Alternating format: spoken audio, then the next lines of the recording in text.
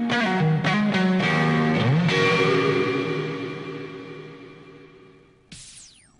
think one really big topic that we're constantly publishing on Lost Remote is, the Super Bowl had this many social comments, the Grammys had this many social comments, and then lots of great arguments over ratings versus social TV comments. So I was hoping you could each maybe share your thoughts on, what is the value in social TV data, and maybe where you see that kind of evolving. And Scott, could start with you if you wanted to share what you're learning. Yeah, I'm still waiting to see better measures than, tweets on the y-axis and time on the x-axis, and we still seem to sort of be stuck at that, or we're stuck in some proprietary point measure by one of the vendors in the analytics space, and it's hard to sort that.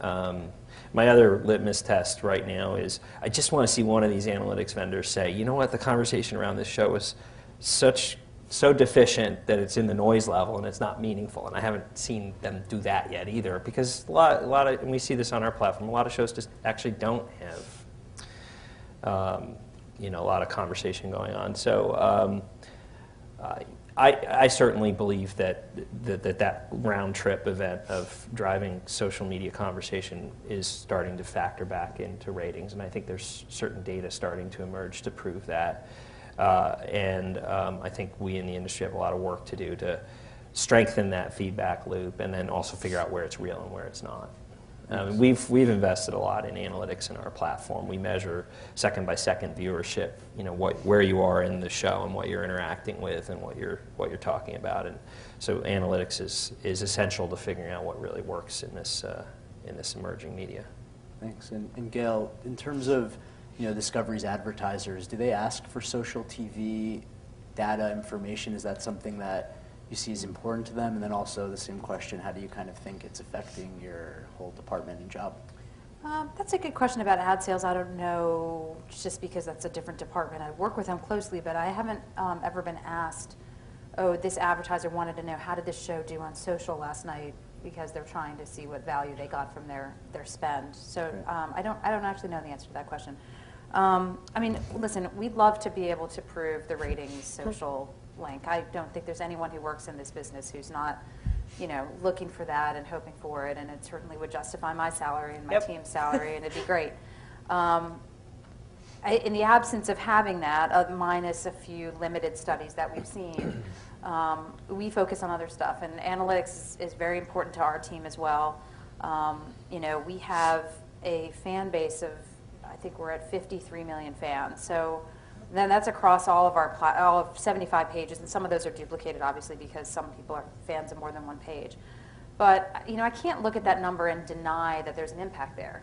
These are people who have raised their hand and said, I'm going to publicly, state my allegiance to these brands and these shows, and I'm going to invite you into my news feed, which I consider to be a rather intimate space. So I don't take that lightly, that fact that we are invited in there and that we have a place there.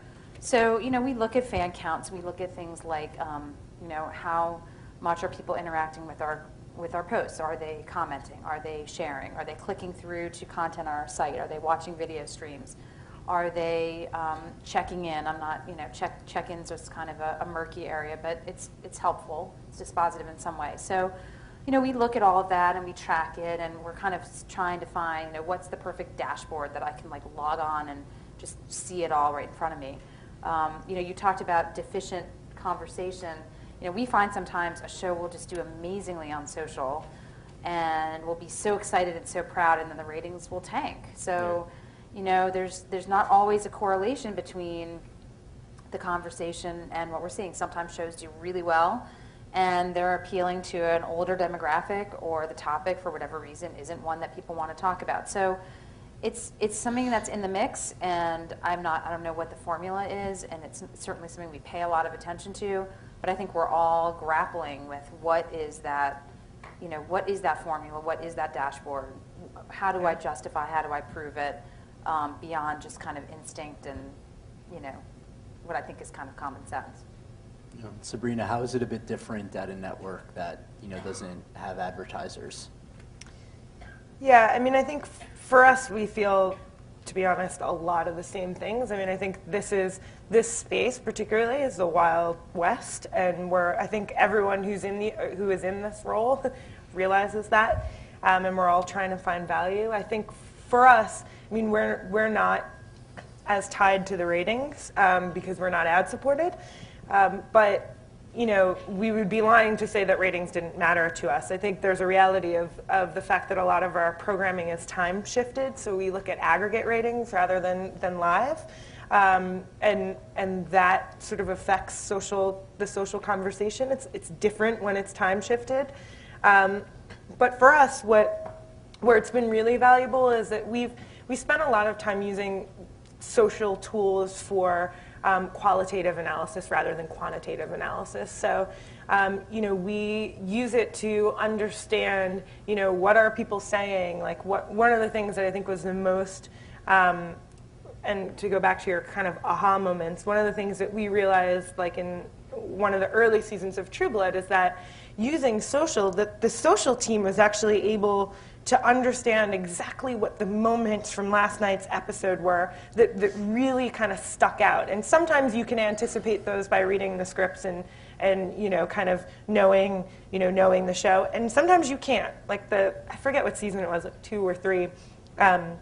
You know, we thought the Queen, and when the Queen came out, that she was going to be the thing that everyone was talking about the next day. So in planning, we had developed like all of this extra content around the Queen, all this stuff that could be shared, video, whatever. Meanwhile, Godric, you know, Eric's maker, was the new character that everyone loved, and we were able, you know, social saw it happening instantly, was able to come back, you know, we're part of the wider digital platform team, come back to our content teams and say, like, hey, who knew? Godric, what can you create that we can kind of send out and use to share? And that kind of like, that kind of qualitative real-time feedback has been really helpful in helping us build out extensions and engagement things, and helping to build, you know, engagement metrics on something like HBO.com.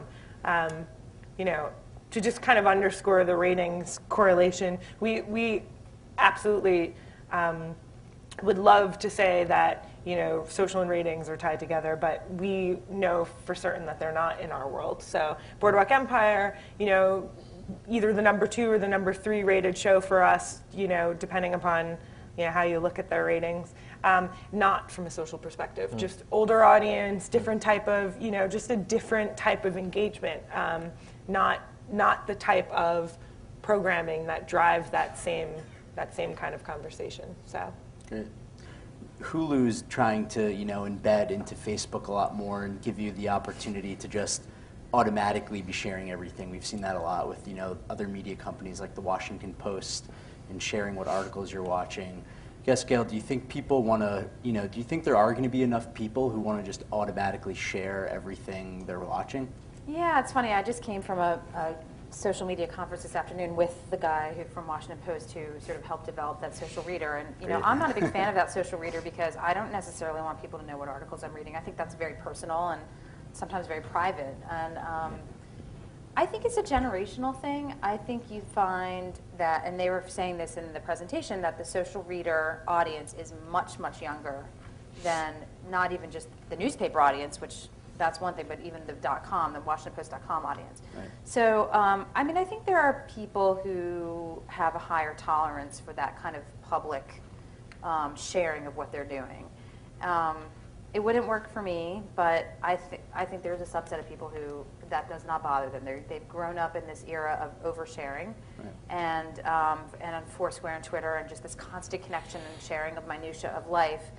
And I would think maybe with a few exceptions, they probably don't care if people know what they're watching. Yeah, Scott, how is Umami working with Facebook, and what do you think?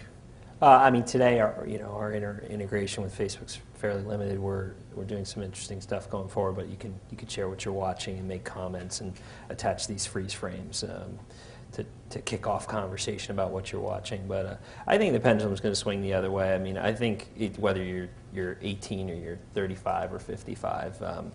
You know, and it's kind of a basic marketing principle. When you're communicating with somebody, there's some intent. You're trying to say something about yourself, or you're trying to say something that you think is important to them. And I think the oversharing stuff will swing back, because at some point it just dilutes everything, and it's just, you're not learning anything about that person or about yourself. And I think we're in kind of the overshare mode now, and it'll swing back, and there'll be, maybe not Facebook, maybe these other players who are starting to try and, in a domain-specific way like TV, try and figure out how to kind of filter that down, so that I don't actually want to see everything Gail watches, but I might want to get some sort of roll-up of like, well, Gail's watching this kind of programming now, and therefore I might want to watch that.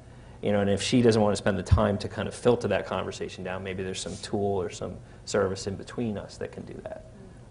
I don't have time. I mean, it's not just because I'm not 20, but I don't have time to kind of consume everything that everybody else around me is consuming. I think there's the reality of the digital record of it as well, which I think even the younger generation is starting to understand, particularly a generation that has, the generation that's coming up that like whose photo was on Facebook before, a lot of them before they were born, which I think is a strange, is going to change that generation inherently, and I don't know, I think a lot of it's being driven by Facebook as well, like Facebook pushing for this, implicit sharing. I think that like HuffPost just launched their Open Graph 2.0 implementation, and they, I think, did a much better job with the user controls than the Washington Post did. So I think people still do want to control that, and do want to kind of be able to toggle it on and off as appropriate, no matter what demographic you are. I just think there's a, I think there's also a race to be the first to execute some of these things, and to be the first in experimenting, and to be the first in the announcement with Facebook, where you're pushed to kind of go. I think Facebook, with every announcement they make, pushes you one step too far, like one step further than the public is comfortable with, and then they wait for everyone to like be pissed off, and then they pull it back a second. So that seems to be their MO, and I don't know that they're going to stop that. It seems to be working for them.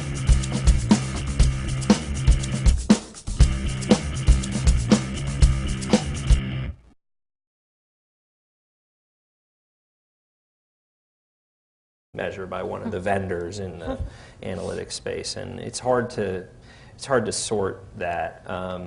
My other litmus test right now is I just want to see one of these analytics vendors say, you know what, the conversation around this show was so deficient that it's in the noise level and it's not meaningful, and I haven't seen them do that yet either, because a lot of, and we see this on our platform, a lot of shows just actually don't have a lot of conversation going on. So.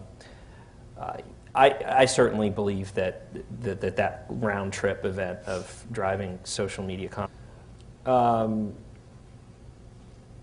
Yeah, I'm still waiting to see better measures than tweets on the y-axis and time on the x-axis, and we still seem to sort of be stuck at that, or we're stuck in some proprietary point.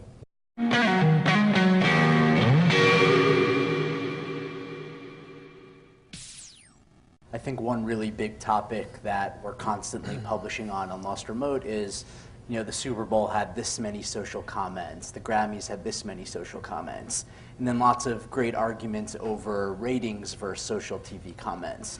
So I was hoping you could each maybe share your thoughts on, what is the value in social TV data, and maybe where you see that kind of evolving. And Scott, could start with you if you wanted to share what you're learning.